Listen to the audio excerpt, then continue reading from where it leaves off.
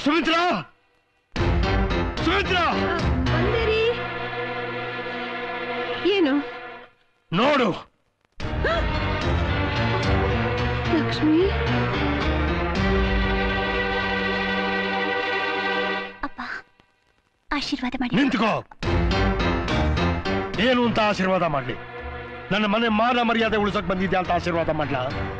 ಇಲ್ಲ ಬದುಕಿದ್ದ ಹಾಗೆ ಈ ಅಪ್ಪನ ದೇಹಕ್ಕೆ ಕೊಳ್ಳಿಡೋಕ್ ಬಂದಿದ್ಯಾ ಅಂತ ಆಶೀರ್ವಾದ ಮಾಡ್ಲಾ? ಅಪ್ಪ, ಮಗಳ ಭವಿಷ್ಯಕ್ಕೆ ಆಶೀರ್ವಾದ ಮಾಡಿ ಅಂದ್ರೆ ಅಪಶಕುನ ನುಡಿತೀರಾ? ಅಪಶಕುನ ನುಡಿದೆ? ನೀನ್ ಮಾಡಿರೋ ಘನಂದಾರಿ ಕೆಲ್ಸಕ್ಕೆ ಅಕ್ಷತ ಹಾಕಿ ಮಂಗಳಾರತಿ ಮಾಡಿ ಮನೆ ಒಳಗಡೆ ಕರ್ಕೋಬೇಕಾಗಿತ್ತ? ಎಲ್ರು ಕಳ್ಕೊಂಡವಳಾಗಿ ಮದುವೆ ಮಾಡ್ಕೊಂಡು ಮನೆ ಒಳಗಡೆ ಬಂದಿದ್ಯಲ್ಲ, ನಮ್ಮನ್ನೆಲ್ಲ ಜೀವಂತವಾಗಿ ಸುಟ್ಟು ಈ ಮನೆನ ಸ್ಮಶಾನ ಮಾಡ್ಬೇಕು ಅಂತಾನ? ಚಿಚಿ, ನಿನ್ನಂತ ಮಗಳು ಹುಟ್ಟುವಾದಾಗಿತ್ತು ನನಗೆ. ಸುಮಿತ್ರಾ, ಅವಳ ಹತ್ರ ಏನೇ ಮಾತಾಡ್ತೀಯ? ನನ್ನ ಮಗಳು ನನ್ನ ಭಾವನೆಗಳ ಪ್ರತಿರೂಪ ಅಂತ ತಿಳಿದಿದ್ದೆ. ಗುಣಗಳು ಸಂಸ್ಕಾರದಿಂದ ಬರೋದೇ ಹೊರತು ಬೇರೆ ಯಾವುದರಿಂದಲೂ ಅಲ್ಲ ಅಂತ ನನ್ನ ಮಗಳ ಬಗ್ಗೆ ಬೇರೆಯವರ ಹತ್ರ ಎಲ್ಲ ಭಾಷಣ ಬಿಗಿತಾ ಇದ್ದೆ. 20 ವರ್ಷದ ನನ್ನ ನಂಬಿಕೆನ ಒಂದೇ ಕ್ಷಣದಲ್ಲಿ ಸುಟ್ಟು ಬೂದಿ ಮಾಡಿಬಿಟ್ಲು. ಲಕ್ಷ್ಮಿ, ಲಕ್ಷ್ಮಿ, ಯಾಕೆ ಮಾಡಿಬಿಟ್ಟೆ ಮಗಳೇ? ನೀನಿನ್ನು ಸಣ್ಣ ಹುಡುಗಿ, ಮುಂದಾಲೋಚನೆ ಇಲ್ಲದೆ ಈ ತಪ್ಪು ಮಾಡಿರ್ಬೇಕು. ನೋಡು, ನೀ ಕಟ್ಕೊಂಡಿರೋ ಈ ತಾಳಿನ ಮೊದಲು ಕಿತ್ತು ಬಿಸಾಕ್ಬಿಡು, ಕಿತ್ತು ಬಿಸಾಕ್ಬಿಡು. ದೇವಾಲಯ ತರ ಇರೋ ಈ ಮನೇಲಿ ಸಂಸ್ಕೃತಿನೇ ತುಂಬಿದೆ ಅಂತ ಇಡೀ ಊರೇ ಮಾತಾಡತ್ತೆ. ತಾಳಿನೇ ದೇವರು ಅಂತ ನಂಬಿಕೊಂಡಿರೋ ಗೃಹಲಕ್ಷ್ಮಿ ಇರೋ ಈ ಮನೇಲಿ ನಿಮ್ಮಂತವ್ರ ಬಾಯಿನಲ್ಲಿ ತಾಳಿ ಕಿತ್ತು ಅಂತ ಮಾತು ಬರಬಾರ್ದು. ನೋಡಿ, ಯಾವ ಶಾಸ್ತ್ರದಲ್ಲೂ ವೇದದಲ್ಲೂ ಪ್ರೀತಿಸೋರು ಮದುವೆ ಆಗಬಾರ್ದು ಅಂತ ಹೇಳಿಲ್ಲ.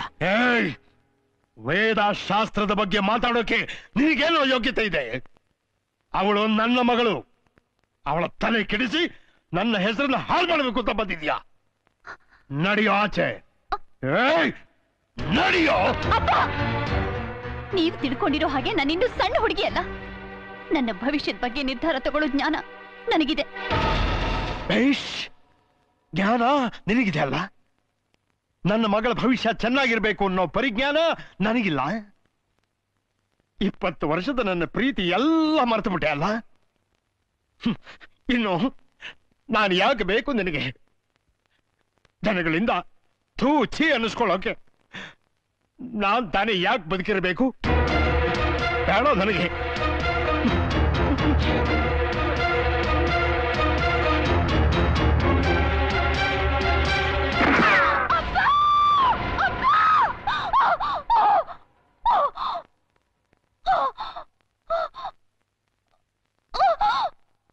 No.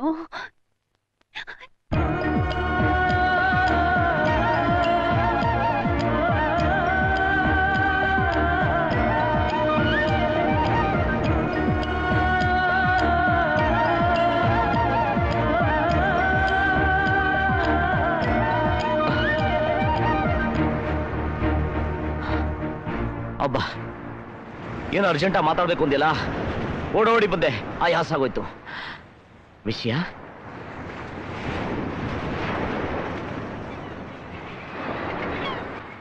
ರವಿ, ನಾವೇನೋ ತಿಳಿದೇ ಪ್ರೀತಿಸಿದ್ವಿ. ಈಗ ಅದನ್ನ ಮರ್ತು ಬಿಡು.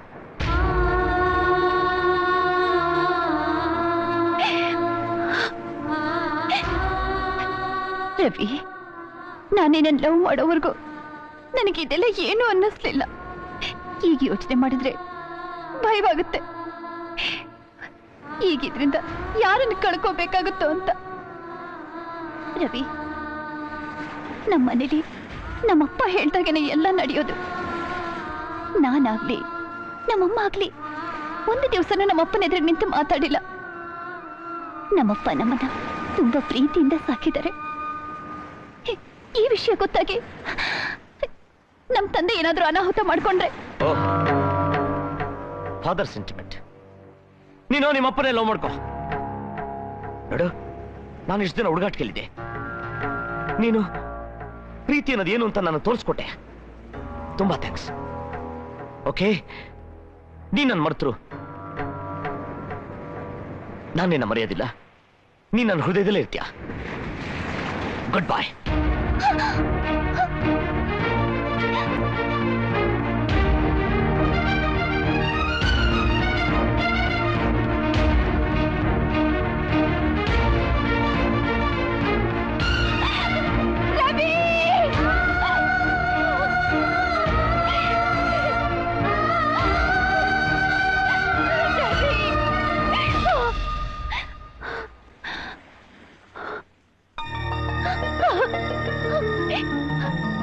ನನಗೆ ನೀನು ಬೇಕು, ನೀನು ಬೇಕು ರವಿ.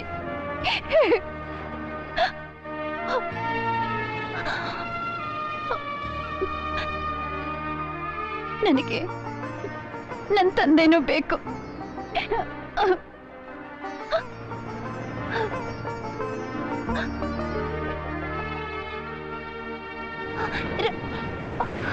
ಅಂದ್ರೆ ನಿನಗಿಬ್ರು ಬೇಕು.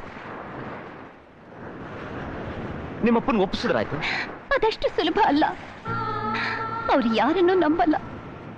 ಅವ್ರು ಅನ್ಕೊಂಡಿದ್ದೇನೆ ಬಿಟ್ಟು ಬೇರೆ ಯಾವುದನ್ನು ಒಪ್ಪಲ್ಲ. ಹಠ ಮಾಡಿದ್ರೆ ಏನು ಉಗ್ರ ನರಸಿಂಹನ ತಾಯಿ, ನೀನು ದೊಡ್ಡ ಯುಗ ಪುರುಷನ್ ಮಗಳೇ.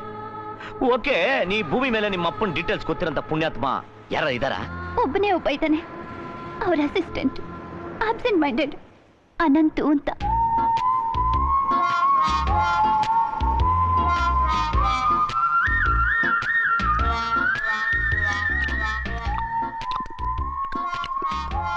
ಬಿಟ್ಟಿ ಸಿಕ್ತು ಅಂತ ಯಾರಾದ್ರಿ ಪೋಣಿಸ್ತಾವನೆ.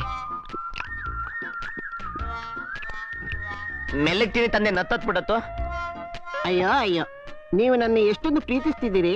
ಅದೇ ನಮ್ಮ ಯಜಮಾನ್ರು, ಅವರಿಗೆ ಶುಗರ್ ಕಂಪ್ಲೇಂಟ್ ಇದೆ ಅನ್ಬಿಟ್ಟು ಅವ್ರ ಜೊತೆ ಸಪ್ಪೆ ಕಾಫಿ ಸಪ್ಪೆ ತಿಂಡಿ ತಿಂದು ತಿಂದು ನನ್ನ ನಾಲ್ಗೆ ಎಲ್ಲ ಚಟ್ಟೋಗ್ಬಿಟ್ಟಿದೆ. ಅದ್ ಸರಿ, ನೀವ್ ಯಾಕೆ ನಂಗೆ ಸ್ವೀಟ್ ತಿನ್ನಿಸ್ತಾ ಇದ್ದೀರಾ?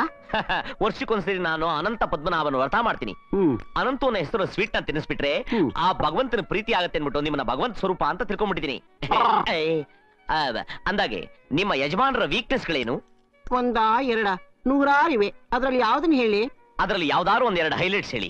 ಅವನೊಬ್ಬ ಬಹಳ ವಿಚಿತ್ರವಾದ ವ್ಯಕ್ತಿ, ದೈವ ಭಕ್ತ, ವೇದಾಂತ ಶಿಖಾಮಣಿ. ಮನೆಗೆ ಯಾರನ್ನೂ ಸೇರ್ಸಲ್ಲ, ಯಾರೂ ನಂಬಲ್ಲ, ಎಕ್ಸೆಪ್ಟ್ ಮೀ. ಯಾಕೆಂದ್ರೆ ನಾನು ಅವನಿಗೆ ದೂರ ಸಂಬಂಧಿ. ಅವನಿಗೊಬ್ಬ ಮಗಳಿದ್ದಾಳೆ.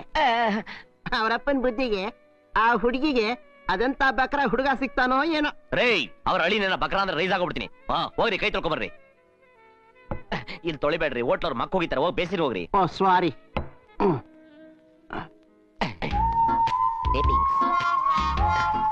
ಚೆಕ್ ತಗಲಾಕೊಂಡ. ನಿಮ್ಮಿಂದ ತುಂಬಾ ಉಪಕಾರ ಆಯ್ತು. ನಾನೇನು ಬರ್ತೀನಿ. ಆಯ್ತಾಯ್ತು. ರೇ ಸ್ವಾಮಿ, ನಿಮ್ ಪರ್ಸ್. ಅಯ್ಯಯ್ಯೋ, ಹಾಳಾದ್ದು ಮರೆವು. ಅದಕ್ಕೆ ನಮ್ಮ ಯಜಮಾನ್ರು ನನ್ನ ಮರೆಗುಳಿ ಮರೆಗುಳಿ ಅಂತ ಬೈತಾರೆ ನೋಡಿ. ಇನ್ನೊಂದ್ಸಾರಿ ನೀವು ಸಿಕ್ಕಿದಾಗ ನಿಮ್ಮ ನೆನಪು ನಂಗೆ ಮರ್ತೋಗತ್ತೆ. ನೀವೇ ಒಂದ್ಸಾರಿ ಜಾಮೂನು ಜಾಮೂನು ಅಂದ್ರೆ ನನಗೆ ಜ್ಞಾಪಕ ಬರುತ್ತೆ. ಆಯ್ತಾಯ್ತು. ಮತ್ತೆ ನೀವು ಅನಂತ ಪದ್ಮನಾಭ ವ್ರತ ಯಾವ ಮಾಡ್ತೀರಿ? ಮಾಡ್ಬೇಕು ಅನ್ಸ್ದಾಗ ಹೇಳ್ ಕಳಿಸ್ತೀವಿ. ರೇಟ್ ಹೇಳಿ.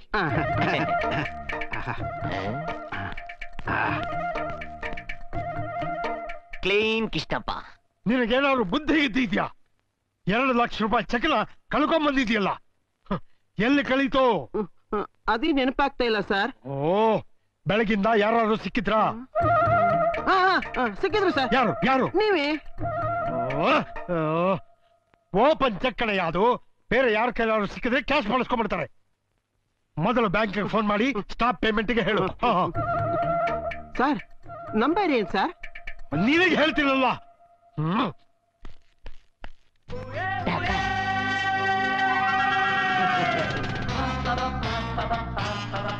ಬಾವಿ ಮಾವಾ ಕ್ಯಾಚ್.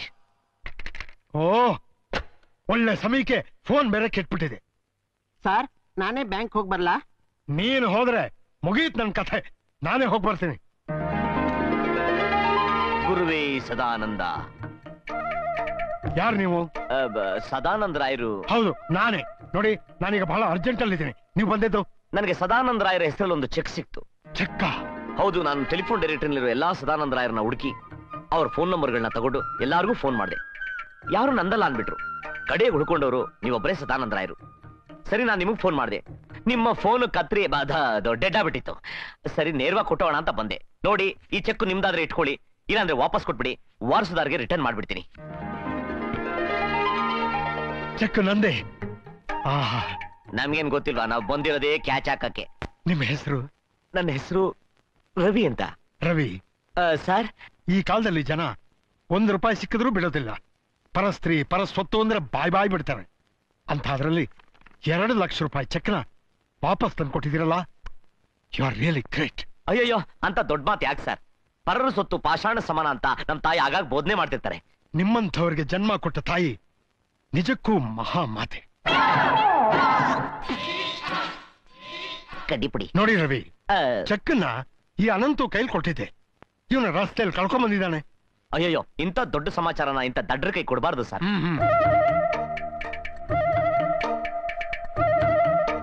ಫ್ಲಾಶ್ ಬ್ಯಾಕ್ ಹುಡುಕ್ತಾವನೆ, ತಗಲಾಕೊಂಬಿಟ್ನಾ? ರವಿ, ನೀವು ಮಾಡಿರೋ ಉಪಕಾರಕ್ಕೆ ನಾನ್ ನಿಮ್ಗೇನಾದ್ರು ಕೊಡ್ಲೇಬೇಕು. ನಿಮ್ ಮಗಳು ಕೊಟ್ಬಿಡಿ. ಅದು ನಾವು ಅರ್ಜೆಂಟ್ ಆಗಿ ಅಂಗವಿಕಲ ಸಂಸ್ಥೆಗೆ ಹೋಗ್ಬೇಕಾಗಿದೆ. ಟೈಮ್ ಸರಿಯಾಗಿ ಹೋಗೋ ಅಭ್ಯಾಸ ನಮ್ದು. ಬರ್ತೀನಿ ಎಂದೆ. ಆಯ್ತು, ಬರ್ತೀನಿ. ಇವ್ರು ಯಾಕೋ ಬಹಳ ಚಿಂತಾಕ್ರಾಂತರಾಗಿದಾರಲ್ಲ.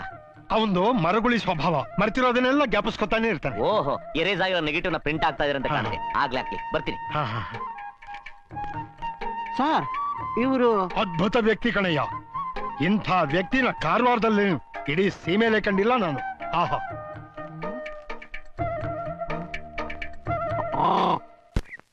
ಶಿವ, ನಮ್ಮ ಮಾವನ ಒಪ್ಸಕ್ಕೆ ಲೇಟೆಸ್ಟ್ ಡ್ರೆಸ್ ಗಳನ್ನೆಲ್ಲ ಬಿಟ್ಬಿಟ್ಟು ನೇರು ಡ್ರೆಸ್ ಹಾಕ್ಬೇಕಾದ ಪ್ರೋಗ್ರಾಮ್ ಬಂತು. ಲಗೇಜ್ನು ನಾನೇ ತಗೊಂಬರ್ಬೇಕಾ? ಸರಿ, ಈಗ ಬೇಗ ಟ್ವಿಸ್ಟಿಂಗು ಶಿಫ್ಟಿಂಗು ಮಾಡ್ಬಿಡು. ಅದೊಂದು ವ್ಯವಹಾರ ನಂಗೆ ಗೊತ್ತಾಗಲ್ವಲ್ಲ. ಟ್ವಿಸ್ಟಿಂಗು, ಶಿಫ್ಟಿಂಗು, ಬೆಗ್ಗಿಂಗು. ಬೇಗ ಮಾಡು. ಆಯ್ತಯ್ಯ, ಹೆಂಗೋ ಅಡ್ಜಸ್ಟ್ ಮಾಡ್ಕೊತೀನಿ. ನಿಮ್ ಮಾವನ್ ಮೆಚ್ಚಿಸಕ್ಕೆ ಕುಷ್ಠರೋಗಿ, ಚರ್ಮರೋಗಿ ಎಲ್ಲ ಹಾಕ್ತೀನಿ. ಆದ್ರೆ ಇದೇ ಟೈಮ್ಗೆ ನನ್ ಡವ್ ಬಂದ್ಬಿಟ್ರೆ ಏನ್ ಮಾಡೋದು? ನಾನು ಅಡ್ಜಸ್ಟ್ ಮಾಡ್ಕೋತೀನಿ. ಅಂದ್ರೆ ಅವಾಗ ನಾನು ಅಡ್ಜಸ್ಟ್ ಮಾಡ್ತೀನಿ ಎಂದೆ. Thank you. ಈಗ ಡವ್ ಎಲ್ಲ ಬೇಡ, ನಮ್ಮ ಮಾವ ಬರೋ ಹೊತ್ತಾಯ್ತು. ನೀನ್ ಕರೆಕ್ಟ್ ಆಗಿ ಆಕ್ಟಿಂಗ್ ಮಾಡು, ಆಯ್ತಾ? ಇನ್ನು ಮಾವ ಬಂದ. ಜನಸೇವೆಯೇ ಜನಾರ್ದನ ಸೇವೆ ಓ ಮನುಜ. ನನ್ನ ನಾರ್ತಾ ಇರೋ ಮೈ ನೀರ್ ಕಂಡು ಎಷ್ಟು ವರ್ಷ ಆಗಿತ್ತು. ಏನೋ ತಮ್ಮ ದಯದಿಂದ ಮೈ ಕೈ ಎಲ್ಲ ಶುದ್ಧ ಆಗ್ತಾ ಇದೆ. ಯಾವ ಜನ್ಮದ ಅಣ್ಣ ತಮ್ಮನೋ ನೀನು? ಅಣ್ಣ ತಮ್ಮ. ರವಿ, ಅಯ್ಯ ಅಣ್ಣ. ಹಾಗೆಲ್ಲ ಭಿಕ್ಷೆ ಕೇಳಬಾರ್ದಪ್ಪ. ಯಾರೀತ? ಏನ್ ಮಾಡ್ತಾ ಇದ್ದೀ? ಸರ್, ಮಂಗಳವಾರದ ವ್ರತ ಮಾಡ್ತಾ ಇದ್ದೀನಿ. ಮಂಗಳವಾರದ ವ್ರತ ಅಂದ್ರೆ? ಸರ್, ಪ್ರತಿ ವಾರ ಇಂಥ ರೋಗಿಗಳನ್ನ ಇಲ್ಲಿ ಕರ್ಕೊಂಬಂದ್ ಸೇವೆ ಮಾಡದೆ ಮಂಗಳವಾರದ ವ್ರತ ಸರ್. ಆಹಾ, ಅದ್ಭುತವಾದ ವ್ರತ ಮಾಡ್ತಿದ್ಯಪ್ಪ. ಅದು ಕುಷ್ಠರೋಗಿಗಳ ಸೇವೆ. ಓಹೋ Ravi, if you don't mind, ಕೆಳಗಡೆ ಗಾಡಿಯಲ್ಲಿ ನನ್ನ ಪರ್ಸ್ ಮರ್ತು ಬಂದಿದ್ದೇನೆ, ತರ್ತೀಯಪ್ಪ? ಅಯ್ಯೋ, ಇದು ಒಂದ್ ಸೇವೆ ಸರ್. ಏನಪ್ಪ ಇವರು ಪ್ರತಿ ವಾರ ನಿಮ್ಮಂಥವ್ರ ಸೇವೆ ಮಾಡ್ತಾರ? ಮದರ್ ತೆರೇಸಾ, ಫ್ಲಾರೆನ್ಸ್ ನೈಟಿಂಗೇಲ್ ಇದ್ರಲ್ಲ, ಅವ್ರ ಸಾಲೆ ಇವರು ಕಣಯ್ಯ. ಈ ಹಾಳಾದ ಕಾಯಿಲೆ ನೋವು ಜನಗಳಿಂದ ಅಪಮಾನ ನಮ್ಮಿಂದ ಸಹಿಸಕ್ಕಾಗ್ತಾ ಇಲ್ಲಯ್ಯ. ಏನೋ ಅಣ್ಣ ಅವರ ಸೇವೆಯಿಂದ ನಾವು ಬದುಕ್ತಾ ಇದ್ದೀವಿ ಕಣಯ್ಯ. ಈಗ ಹೇಗಿದೆ? ಇನ್ನೇನು ವಾಸಿಯಾಗೋ ಮಟ್ಟಿಗೆ ಬಂದಿದೆ ಅಯ್ಯ. Thank you. ತಗೊಳಪ್ಪ, ತಗೋ. ಅಯ್ಯೋ ಬೇಡಿ ಸರ್, ದುಡ್ಡಿನ ಅವಶ್ಯಕತೆ ಇಲ್ಲ. ಅವ್ರ ಖರ್ಚು ವೆಚ್ಚ ಎಲ್ಲ ನಾವು ನೋಡ್ಕೋತಾ ಇದೀವಿ. ಇನ್ನೂ ಮದ್ವೆನೇ ಆಗಿಲ್ಲ, ಆಗ್ಲೇ ಮಾವನ್ ದುಡ್ಡಿನ ಬಗ್ಗೆ ಎಷ್ಟು ಕೇರ್ ತಗೋತಾವನೆ. ಅಯ್ಯ, ನಿನ್ನ ದುಡ್ಡಿಂದ ಅಳದೆ ಅಂತ ತಪ್ಪು ತಿಳ್ಕೊಬೇಡ. ಅಯ್ಯ, ದೊಡ್ಡವರು ಕೊಡಕ್ ಬಂದಾಗ ಬೇಡ ಅನ್ನೋದು ಶ್ರೇಯಸ್ ಅಲ್ಲ ಕಣೆಯ. ಇರ್ಲಿ ಇರ್ಲಿ ರವಿ, ನಾನು ಇದುವರೆಗೆ ದುಡ್ಡು ಕೊಡೋದು, ಭಾಷಣ ಮಾಡೋದು ಇದೇ ಜನಗಳ ಸೇವೆ ಅಂತ ತಿಳ್ಕೊಂಡಿದ್ದೆ. ನೀನು ಮಾಡ್ತಾ ಇರೋ ಇದು ನಿಜವಾದ ಸೇವೆ. ಚಿನ್ನದಂಥ ಗುಣ ನಿಂದು. God bless you. Thank you. ಅಯ್ಯ, ದೇವರು ನಿಮ್ಮನ್ನ ಚೆನ್ನಾಗಿಟ್ಟಿರ್ಲಿ ಕಣಯ್ಯ. ಅಯ್ಯ, ಯಾವನವನು ನನ್ನ ಕಾಂಪಿಟೇಷನ್? ನಮ್ಮ ಅವನ ತರ ರೋಲ್ ಕಲ ಇದು ನನಗ್ ಸೆಂಟಿಮೆಂಟು.